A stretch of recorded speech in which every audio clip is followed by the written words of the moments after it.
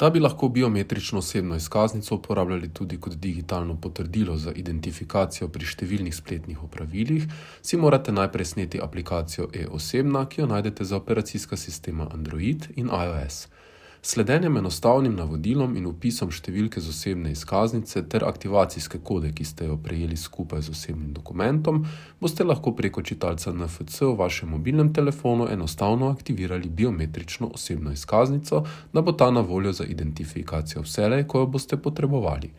Na začetku bo morda potrebnega nekaj poskušanja, da ugotovite, na katerem mestu točno je treba prisloniti osebno izkaznico k telefonu, a ko boste to osvojili, bo opravilo povsem enostavno. Med postopkom boste morali določiti tudi kodo PIN, ki služi za dostop do vseh podatkov zapisanih na osebni izkaznici.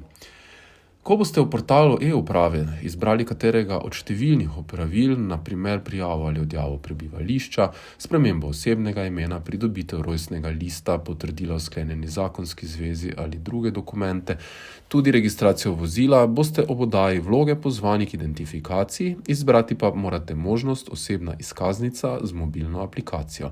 Tedaj boste morali po odprtju aplikacije e-osebna prisloniti svojo biometrično osebno izkaznico.